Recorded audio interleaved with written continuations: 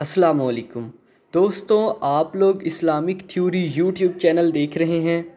मैं आपका मेज़बान मोहम्मद सारिम। क्या आप लोग जानते हैं कि हज़रत सुलेमान अलैहिस्सलाम ने उड़ने वाले घोड़ों की नस्ल को क्यों ख़त्म कर दिया? तो आज की इस वीडियो में हम इसी चीज़ का खुलासा करेंगे और यही चीज़ आपको बताने की कोशिश करेंगे। वीडियो को एंड तक ज़रूर देखिएगा। तो चलिए वीडियो को शुरू करते हैं। ऐसी और वीडियोस के लिए हमारे चैनल इस्लामिक थ्योरी को सब्सक्राइब कर लें।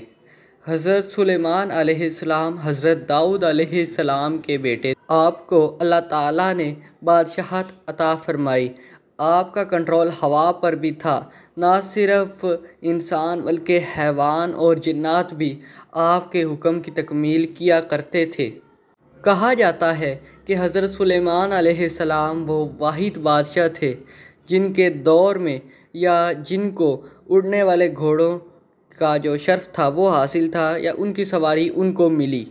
माहिरीन के मुताबिक ये उड़ने वाले घोड़े यूनान में हुआ करते थे। यूनानी ज़ुबान में इसे टेक्सस के नाम से जाना करते थे। आप लोगों ने कई किस्सा कहानियों में यूनिकॉर्न एक इंग्लिश वर्ड है, इसमें सुना होगा। एक एनिमल आप देखते हैं जिसके ऊपर एक सींग वाला घोड़ा और उसके पर भी होते हैं। तो लोगों के मुताबिक एक शिफा वाला घोड़ा होता था जिसके सींग में शिफा होती थी।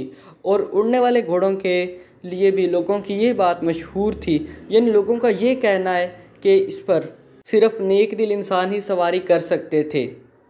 मोअज़्ज़िज़ सामीन, बात यह है कि जब मलका बिल्किस ने ईमान ले आई और उसने इस्लाम कबूल किया तो हज़रत सुलेमान अलैहिस्सलाम ने उससे निकाह कर लिया।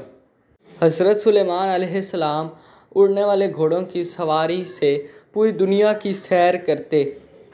तो एक दिन मलका बिल्किस ने इस चीज़ का हज़रत सुलेमान अलैहिस्सलाम के सामने इजहार किया कि उनकी एक ख्वाहिश है कि वो भी पूरी दुनिया की सैर करें उड़ने वाले घोड़ों के साथ, यानी कि उनकी सवारी करके, कि वो भी आसमान का सफ़र करना चाहती हैं। तो इस पर हज़रत सुलेमान अलैहिस्सलाम ने हुक्म दिया तो उड़ने वाला घोड़ा हाजिर हुआ और आप दोनों पूरी दुनिया की सैर को निकल गए। 7 समुद्रों के दरमियान एक जजीरा, वहाँ पर आप लोग रुके, क़याम फरमाया। वहाँ और भी अजूबे, अल्लाह की मखलूक या फिर मोज़े देखकर मलका बिल्किस एक तरह खुश भी हुई और उन्हें हैरानी भी हुई। तो वहाँ अचानक उड़ने वाले घोड़े गायब हो गए। दोस्तों, कहा जाता है कि फिर हज़रत सुलेमान अलैहिस्सलाम ने जिन्नात को हुक्म दिया तो वो आपको आपके दरबार में ले आए, साथ आपकी बीवी के। अब हज़रत सुलेमान अलैहिस्सलाम ने जिन्नात को ये हुक्म दिया कि जाओ और उन घोड़ों को, उड़ने वाले घोड़ों को पकड़ कर लाओ। तो इन पर वो सारे जिन्नात कहने लगे कि हम ज़मीन पर चलने वाले जिन समंदर पर नहीं जा सकते। समंदर पर सिर्फ़ एक जिन जा सकता है जो कि आपकी नाफरमानी कर चुका है और आपसे जो कि आपके दरबार से भाग चुका है और कहीं छुप बैठा है। तो हज़रत सुलेमान अलैहिस्सलाम ने तमाम जिन्नात को उसे ढूंढने का हुक्म दिया। जिन्नात ने उन्हें ढूंढ निकाला और उसे ये बताया। हज़रत सुलेमान अलैहिस्सलाम के फरमाबरदार जिन्नात ने उसको ये बताया कि जिस बादशाह से तुम डर कर छुप बैठे हो वो विसाल फरमा गए हैं, अब तुम आज़ादी से आ जाओ। तो वो जैसे ही बाहर आया समंदर से, तो जिन्नात ने उसे पकड़कर, फरमाबरदार जिन्नात ने उसे पकड़कर हज़रत सुलेमान अलैहिस्सलाम की बारगाह में ले आए। वो हज़रत सुलेमान अलैहिस्सलाम को देखकर इंतहाई खौफज़दा हो गया और डरने लगा। फिर हज़रत सुलेमान अलैहिस्सलाम ने उसे अपना हुक्म दिया तो उसने उस हुक्म की तकमील की। तो हज़रत सुलेमान अलैहिस्सलाम फिर उन उड़ने वाले घोड़ों को बहुत ज़्यादा प्यार करने लगे, उनके साथ खेलते, उनके सर पर हाथ फेरते, तो उनको बहुत प्यार करते।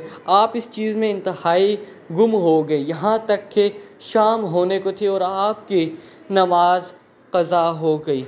गालबन असर या मगरिब की नमाज थी। तो उसके बाद हज़रत जिब्राईल अलैहिस्सलाम आपके पास हाज़िर हुए और कहने लगे कि आप इस दुनिया के मज़ों में इस तरह से गुम हो गए कि आप अपनी नमाज क़ज़ा कर बैठे हैं। तो इस पर हज़रत सुलेमान अलैहिस्सलाम को बहुत शर्मिंदगी हुई और आपने अल्लाह ताला से माफ़ी भी मांगी और उसके बाद सारी रात अल्लाह ताला की इबादत में लगे रहे। तो इस पर हज़रत सुलेमान अलैहिस्सलाम ने फ़ैसला लिया कि जो चीज़ मुझे मेरे अल्लाह से दूर करे मैं उस चीज़ को ख़त्म कर दूंगा और उसे मुड़कर नहीं देखूंगा। और आपने उन तमाम घोड़ों को अपने दरबार में जिन्नात के ज़रिए बुलवाया और उनको ख़त्म कर दिया। आपने उनके परों को काट दिया। इस तरह से जो उड़ने वाले घोड़ों की जो नस्ल कशी हुई, कुरान पाक ने इस किस्से को यूं बयान किया है। और हमने दाऊद अलैहिस्सलाम को सुलेमान अलैहिस्सलाम अता किए। वो कैसे अच्छे इंसान थे, बेशक अल्लाह ताला की तरफ रजू करने वाले थे। जब उनके सामने शाम के वक़्त तेज़ रफ्तार घोड़े हाज़िर किए गए तो फरमाया, मैंने माल की मोहब्बत को इलाही से ज़्यादा अजीज़ समझा, यहाँ तक कि आफ्ताबे गरूब हो गया। उनको मेरे पास लौटाओ। बस पिंडलियों और गर्दन पर हाथ फेरने लगे और हमने हज़रत सुलेमान अलैहिस्सलाम को आज़माया था और उनकी कुर्सी पर धुन डाल दिया था। बस उन्होंने रजू किया और अर्ज़ किया, ऐ मेरे रब, मुझे माफ़ी अता फरमा और ऐसी हुकूमत अता फरमा के मेरे बाद ऐसी हुकूमत किसी को ना मिले। नाज़रीन, ऐसी और वीडियोज़ के लिए हमारे चैनल को सब्सक्राइब कर लें। अल्लाह हाफिज़।